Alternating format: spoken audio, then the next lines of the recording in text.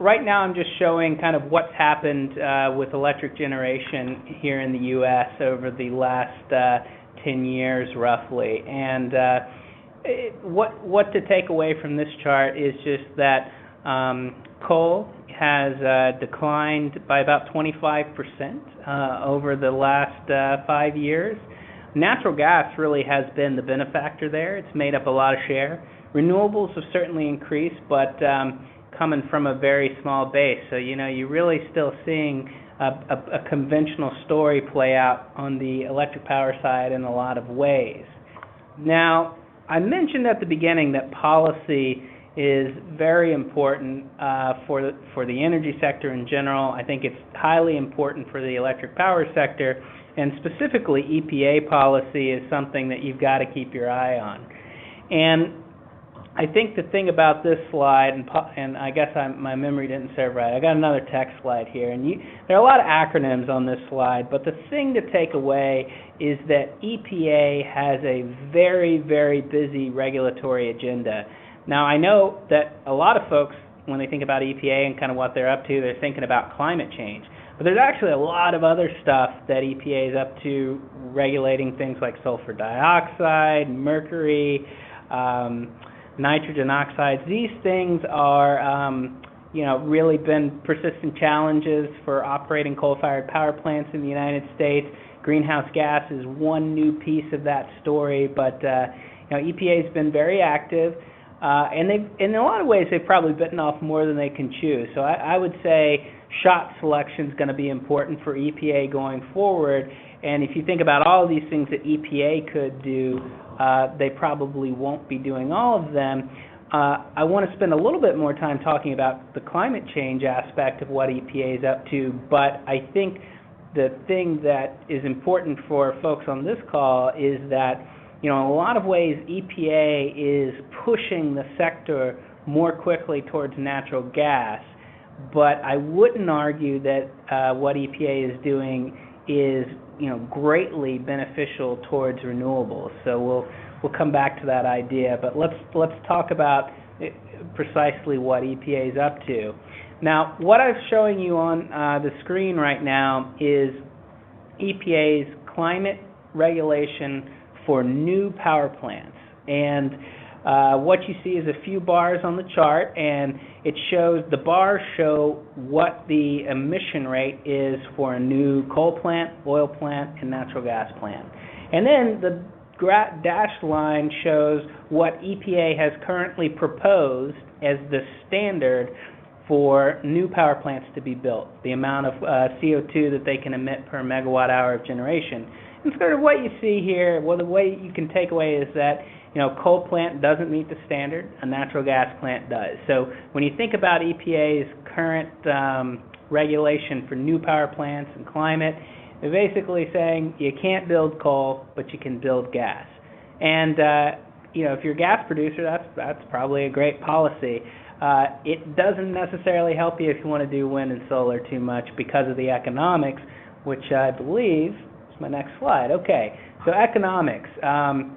In the electric power sector, one of the big ways you think about the cost of generating electricity is through levelized cost of energy. And the thing that I point out, and this is for conventional fuels, the far left is coal, and then I've got natural gas at several different natural gas price points. And this is the full cycle cost of operating your power plant. So it's got your variable cost, the cost of making capital payments, these kinds of things.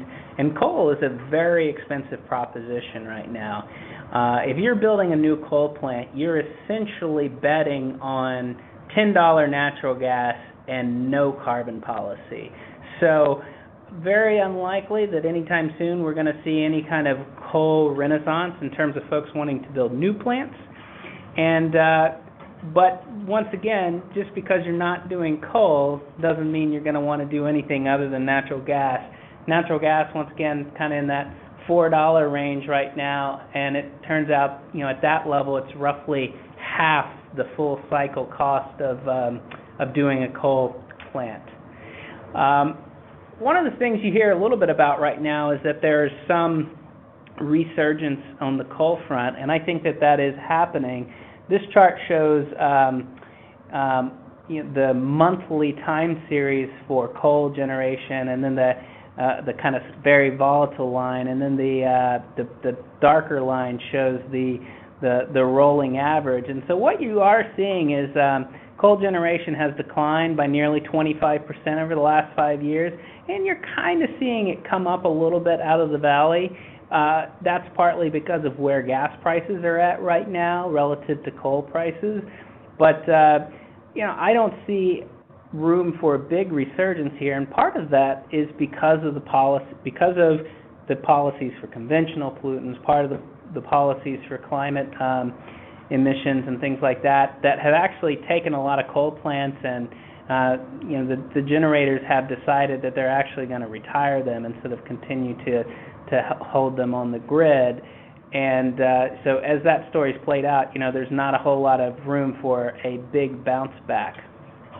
How much of that decline in coal output can be attributed to the competition from cheap natural gas versus just the overall softness in the economy, which is always attended by decreases in electricity consumption?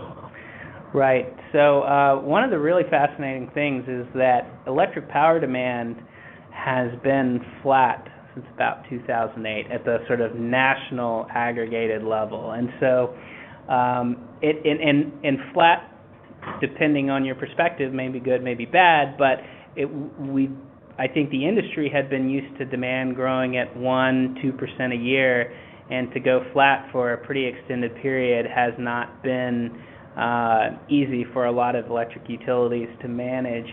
But I think the prevailing story is, in my mind, is that gas prices have been a really huge driver. I mean, the reduced economic output is a piece of it, but electric demand hasn't fallen off a cliff. It's been flat. So if you think about your electric fleet and you kind of have flat demand, well, you could, in theory, just keep everything running as is, but the pricing story is what really drove the coal out of the mix, at least in my view. And there are a few other factors at play. You wouldn't want to ignore the sort of stagnant demand, but it's pricing first, followed by demand, and then obviously in some markets there are wind and things like that actually shown to be driving kind of coal off and off peak hours and things like that. So it's not completely a gas story, but it's competition with other things on the grid. So at the beginning, I mentioned a few hopefully provocative comments about the renewable space in terms of how we think about it. And this chart shows how much is being invested globally in renewable across the board. So this is electric power mostly. It also includes some biofuels. And these are real numbers. The renewable market is just under a $300 billion global market annually. And I think it's grown very rapidly, very interesting to note. But this number is still well below the amount that would be required to keep us in a 2-degree world. So, if climate change and reforming the energy system are your end goal, you kind of look at this and say, well, it's grown a lot, but there's a lot of way to go if we really want to take climate change seriously. And so, and that in a lot of ways comes down to policy, which we can come back to.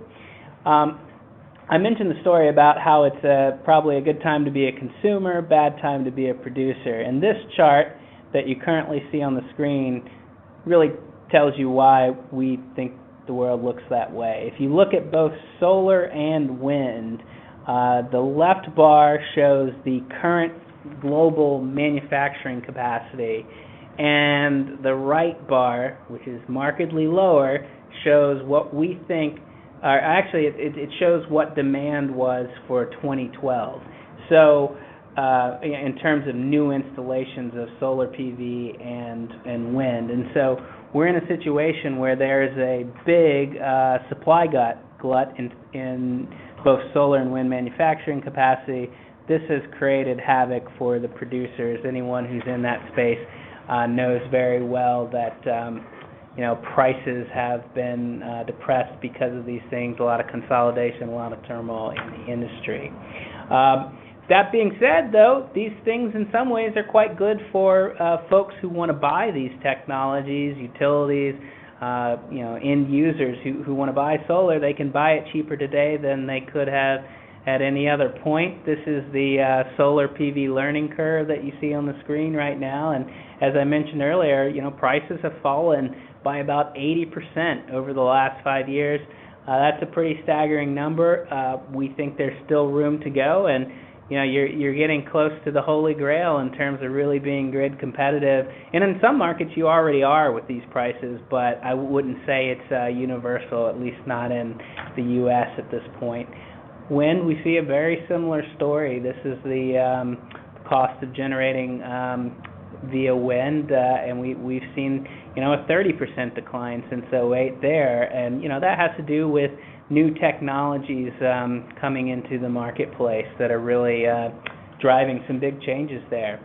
In terms of renewable power, though, I still think you've got to emphasize that you're competing with incumbent technologies where the capital is already deployed, and policy in a lot of ways is still very critical.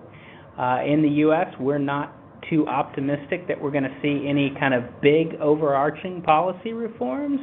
So, the big things to be paying attention to are perhaps, MLP tax structures. MLP is a type of tax vehicle that is currently available to the oil and gas sector. There's been discussion of extending that to renewables, but the idea that the U.S. is going to, in the near future, adopt either a cap and trade program for climate or a renewable electricity standard, clean energy standard, any of these kinds of things, they really require the hand of Congress, and Congress is very unlikely to really make big changes there in our view in the near term. And so it's kind of left to the executive branch. It's left to President Obama right now, and I know he's bullish on a lot of these things, but there's only so much that he can do. All right, that's kind of the electric power story. I'm going to switch it over for a few more minutes and talk about liquid fuels and really the transportation fuel market in some way in the United States. And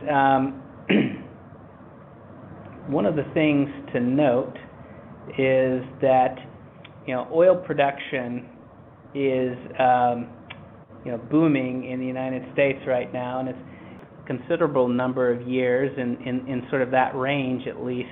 And so even though we've got booming production, you haven't seen the price come down like you have with natural gas. That's because we're subject to kind of global supply-demand balance. And if I were to summarize the story, it's no matter how much incremental oil we're producing here in the U.S., we're really not satiating the demand of places like China and other rapidly growing economies. So even if you have booming oil production, it hasn't really shifted the global supply-demand balance. That's a good story in a lot of ways for folks who are in the biofuel space.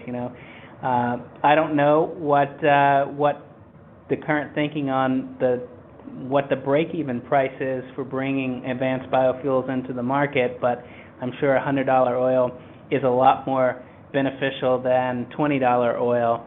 And if you look at the average oil price between 1980 and 2000, it was about $20.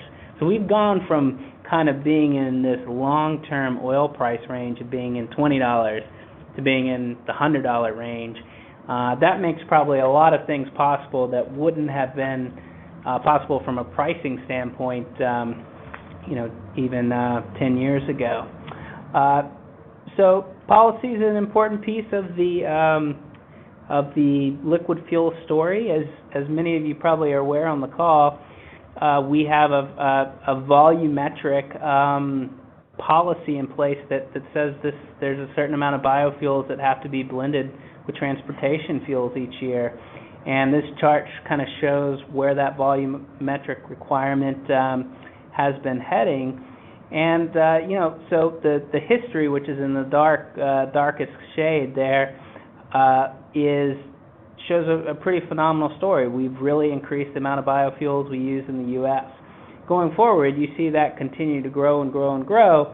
And there's two pieces to that are interesting. One is we've really tapped out the amount of conventional biofuels, basically corn-based ethanol, that are, allowed essentially, or that are consistent with the policy. So all the incremental biofuel supply that's supposed to come online really needs to come from what would be classified as advanced biofuels, so things like cellulosic ethanol, and I imagine a lot of folks in the ARPA-E community, that's the space you're thinking about.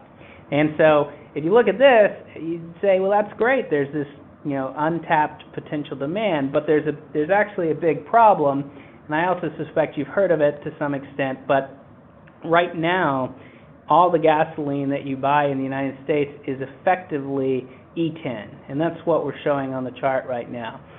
10% all gasoline is ethanol, and that's really effectively like the maximum amount you can put into the market right now.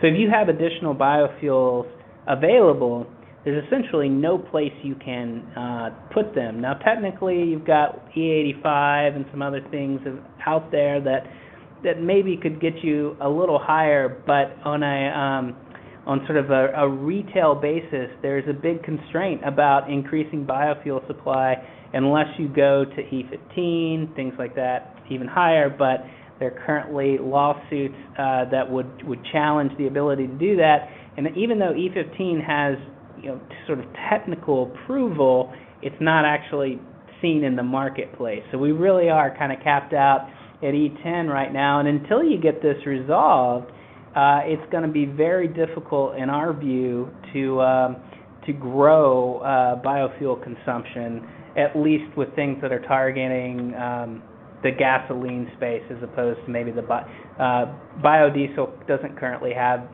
this same issue. I mean, there's caps on it, but if you're going to go biofuels in the U.S., it probably can't be a gasoline additive. And Rob, what's the mechanism? So let's say the federal government approves E15, and at that point it's up to the states, correct, to implement. I mean, the states can stipulate whatever level they want up to E15, if I'm not mistaken. That's right. Gasoline blends is a sort of Byzantine process in general because it's not just biofuels. There are also other things that you're considering, like how much sulfur is allowed in the gasoline. It's not just a biofuel question. So there are a lot of potential blends out there.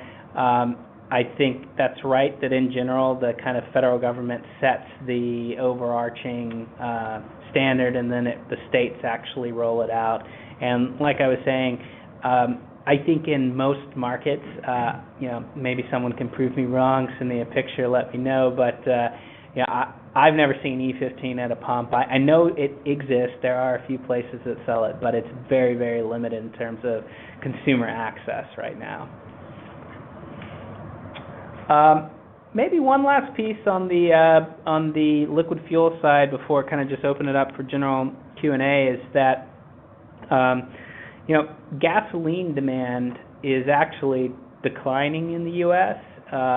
This is our forecast for kind of where it's headed, and it actually peaked in 2005 in our view, and no one really seemed to notice at the time.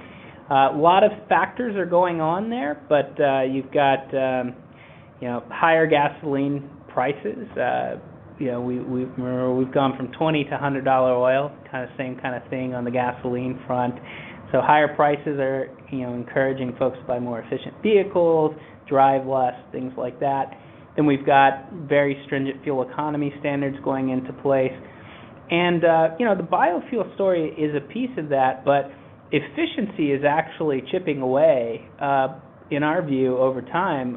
It's going to chip away a pretty big segment of the liquid fuel demand here in the U.S. And, if you're bringing a liquid fuel to market, this is something to keep in mind, is that the market is shrinking and not expanding. And when you go back and think about that RFS, you see it increasing over time, the volumetric requirement each year.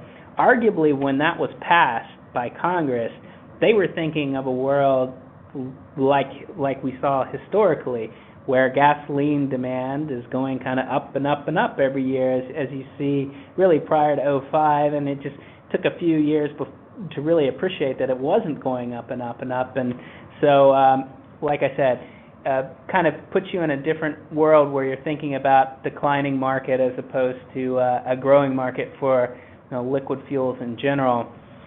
Maybe I will just close with the notion that make what you will of all of these, policies, market outcomes, things like that. We are actually on a very positive trend in some ways. If you're concerned about climate change, for U.S. CO2 emissions, we're about 12% below our 2007 peak. The Kyoto targets or the Copenhagen targets, I mean, people have different names for these kind of international emission reduction goals, because the names have changed over time, but we're actually, on track in a lot of ways to hit the international emission reduction targets that we had been talking about.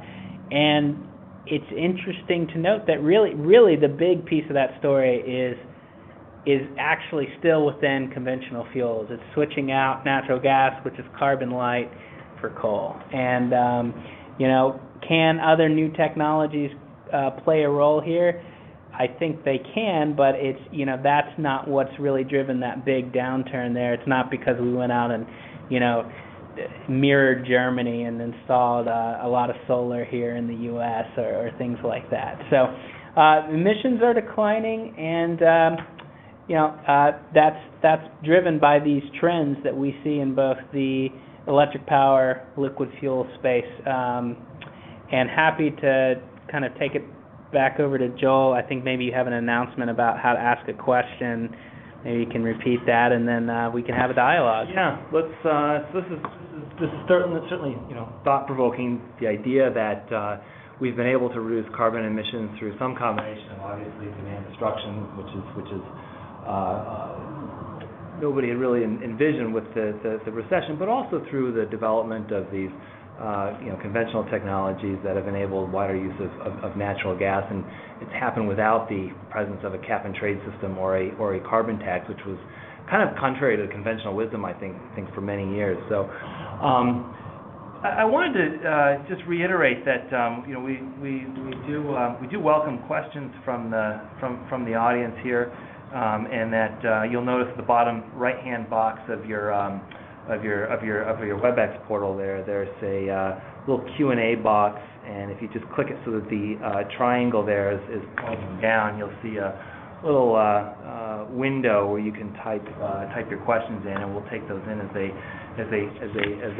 come in.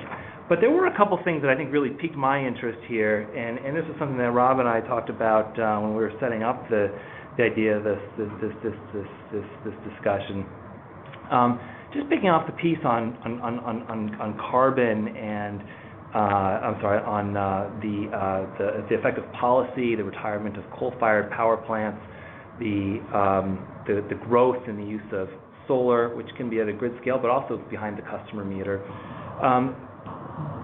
Especially stuff behind the customer meter is very disruptive for utilities, and I have to think that forcing a change as deep as what we're seeing with the retirements of coal-fired power plants has really got to be making utility executives re-examine their business model and think about how do we deliver energy services that people need and will pay for in ways that are a little bit more consistent with the policy frameworks and the technological frameworks that are emerging. The policy frameworks, of course, being of course the emphasis on carbon, but with technology, we talked about solar behind the meter.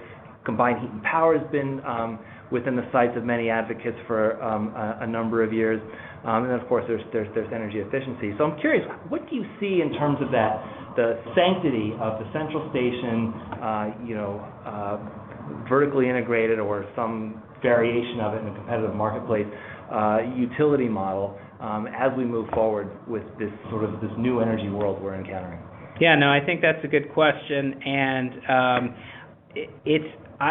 from the utility executives that I sometimes have the fortune or misfortune of speaking with, this is exactly one of the biggest issues on their radar, and especially with kind of the flat to declining demand, I think they really are wrestling with the central station model in general. I mean, the last thing you want to do is go out and sink the billions of dollars it requires to build a new big baseload power plant if demand isn't growing and going to be there for that fuel. And so, I think you have to be a little cautious on this, because you've had folks like Omri Lovins since the 70s talk about, the idea that, we would never need to build a new power plant because we were going to be more efficient and,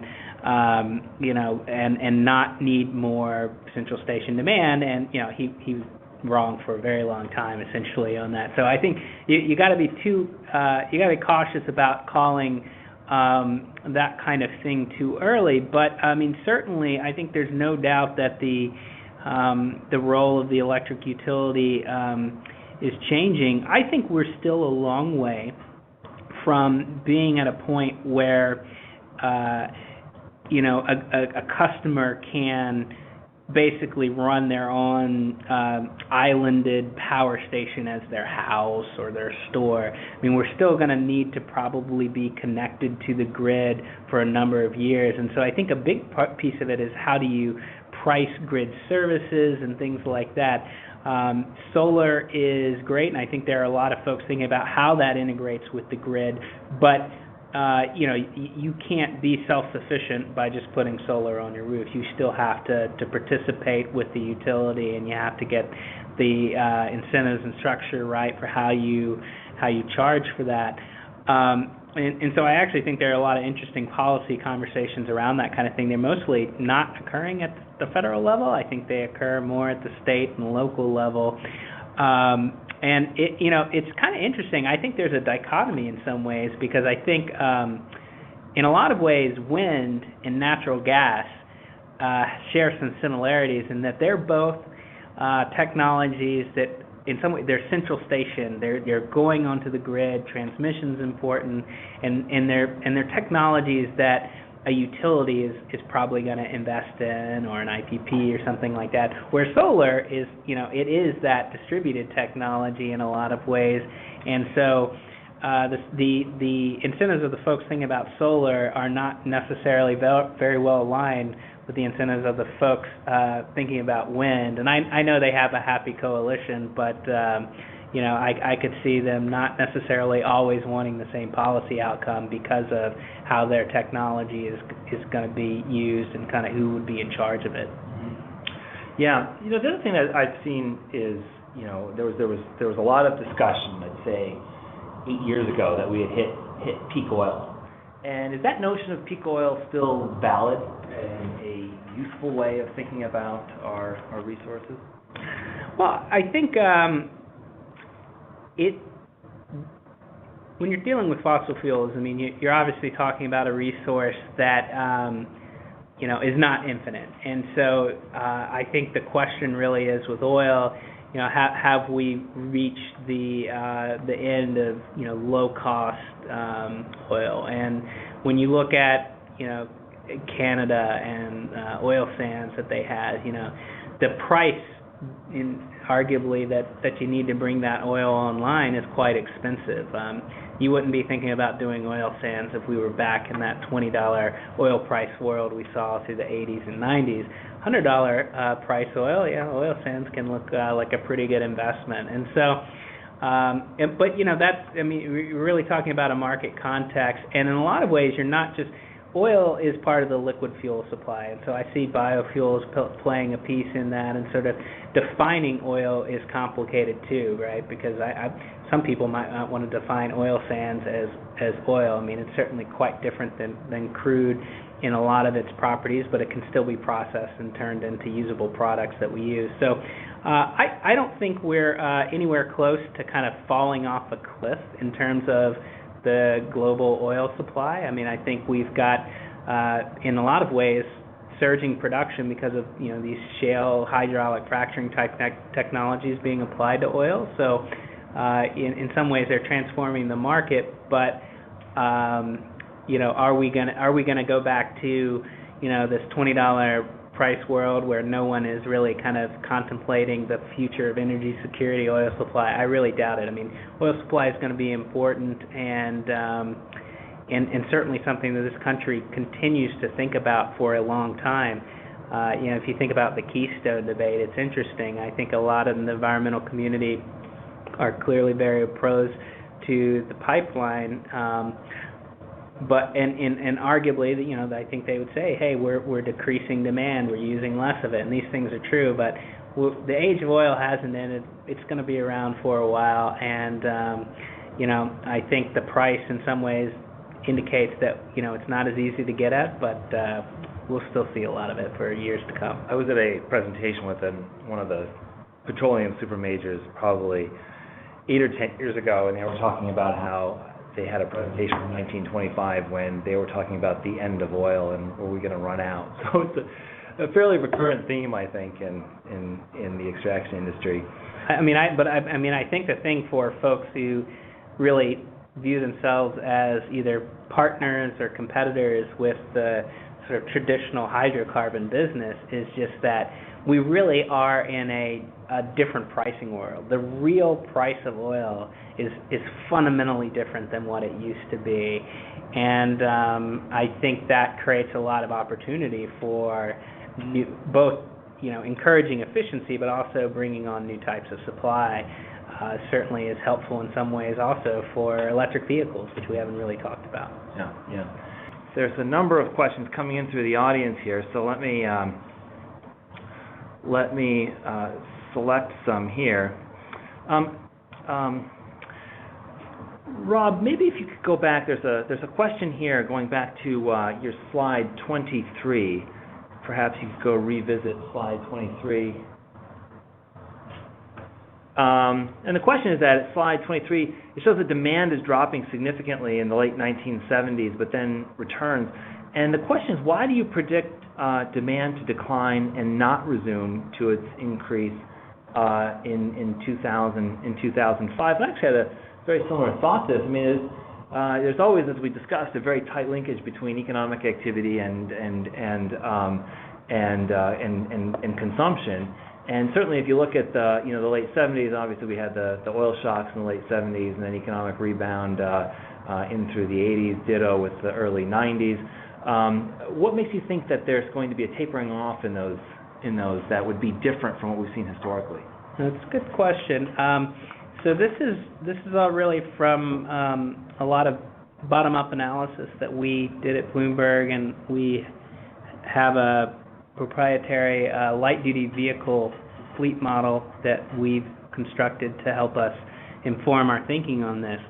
I think the thing to think about with and this is only gasoline, so this is petroleum-based gasoline demand. It's not the full oil story, but they mirror each other in a lot of ways. But what's going on is that right now there are about 250 million cars on the road in the U.S. And we think that number is going to grow because population's growing, and so we would expect that there will be more cars on the road. Plus, over time, every year you've got new cars cycling into the fleet and old ones cycling out. And basically what is happening in our view, and especially if you believe that the fuel economy standards that we've put into place won't be abandoned, there's always some risk of that. But if you believe that the fuel economy standards, this is basically that by 2025, every car in the average car sold in the U.S. has to get 54.5 miles per gallon. So by 2025, the average new car has to effectively be as efficient as a Prius is today. Now, assuming that we actually stick to our guns and really roll these standards out, what is happening is effectively the efficiency effect is overtaking the effect of population growth in the model. And so, basically, if you look at some of the upturns historically, the big decline occurred after the, sort of some of the oil crises in the Middle East, and we put some, pretty effective fuel economy standards in place, and then we didn't change them for a long time. Back in the 80s, we've had what's called CAFE, corporate average fuel economy standards, in place for a long time, but they've been static. And so I think basically by ramping those up, if you have the belief that we're really going to do that, this is what the future of demand looks like on the screen here. If you think that we're going to abandon them or that we'll have to weaken them in some way because the manufacturers can't actually hit those kind of levels, then you probably wouldn't see as steep of a decline here. Right. So I think we're just talking about further decoupling of the economy's growth from energy consumption. Yeah. And the U.S. isn't the only economy where you see that. And by the way, I mean, that's happened in a lot of ways. I mean, the whether you're thinking about energy intensity, oil intensity, the amount of oil needed or sort of used to produce a dollar of economic output is lower today than it's ever been. And so I think you've really seen efficiency all throughout the economy across all types of energy. And yeah, I think there is a decoupling, and that's part of kind of the sort of natural trend across all economies. It's not particularly a U.S. story or really even a policy story in a lot of ways. Yeah. There's a lot of questions on natural gas, and I'm just going to pick off one or two of these. And there's also a couple of questions on biomass. I've got a biomass one right in front of me here, and I think it does actually dovetail with the natural gas items that are on mine. The question is, how might biomass and biomass to liquids technology dovetail with natural gas and gas to liquids? Great question. I'd say power to you. I mean, if it can be done, I think that would be a great innovation for the marketplace. It's not something that, I have a 30,000-foot perspective on some of these things in a lot of ways, so I don't know if, there are companies that are sort of on the cusp of bringing that technology to prime time. I will say that, for years, people have been talking about, coal to liquids, gas to liquids through like Fischer-Tropsch process and things like that. And, South Africa got very good at those technologies during apartheid, and sort of there is, I mean, obviously their starting point was fossil fuels, but it gives you a sense that, if you put your mind to something, these things are doable. I have no doubt that the technology works in the lab. The question is, given the way we're sort of structured around a free market, more or less, like can you compete with $100 oil? And if you can, I wouldn't be surprised to see a lot of it. If you can't, and I guess I'm skeptical because I just haven't seen it out there in big volumes. But I think that would be a good thing if it really is ready for prime time. There's no doubt about it. The natural gas question. A lot of natural gas questions. And it's an important thing we've often discussed here, whether natural gas, and the decline in prices is going to be hurting or helping our cause, as you alluded to earlier. One of the questions here pertains to, it's slides 9 or 10 earlier in the presentation. One of the things that's just it's sort of fascinating to watch here from the perspective of Washington and how to drive changes in energy is the constantly evolving playing field. It wasn't that long ago we were tasked with trying to find ways around really high natural gas, which was particularly in the wake of Hurricane Katrina when it was up around, I think, $15. The question here is, I think getting to, are we likely to see another upswing? With slides 9 or 10, the question is, do you anticipate a significant feedback effect here, that as more natural gas plants are raising demand for natural gas plant, will that in turn drive rises in natural gas? Is that on the horizon? Yeah, I think it's a very important risk for the incumbent electric utilities to be thinking about. I know that they think about this issue deeply. Jim Rogers, former CEO of Duke Energy, once referred to natural gas as the crack cocaine of the electric power industry for this exact reason. A lot of the we don't have the full time series of natural gas prices historically, but a lot of companies went out and built natural gas power plants in the late 90s to early 2000s, thinking that cheap natural gas was going to displace all of the coal fleet in the United States. And then natural gas prices went much higher, and that didn't happen. And so I think that a lot of electric utilities, in addition to dealing with kind of these questions you asked about earlier about smart technology, grid integration questions, they think about optimization of their power plant portfolio. And so if you're an electric utility and you're basically betting the ranch on natural gas, I think that that's something that you're going to think about. You're going to think about that in terms of like how your company is evaluated, what the risk to your company is. And so, I do think that the risk to having higher natural gas prices, might encourage some companies to ultimately shift behavior, think differently. And that's right. If the herd, if everybody goes out and does natural gas, if we start doing LNG exports, which the country is currently kind of thinking about the role that plays within the U.S. natural gas market, and if we see even natural gas vehicles, things like that, you could really imagine a lot of sources of potential new demand.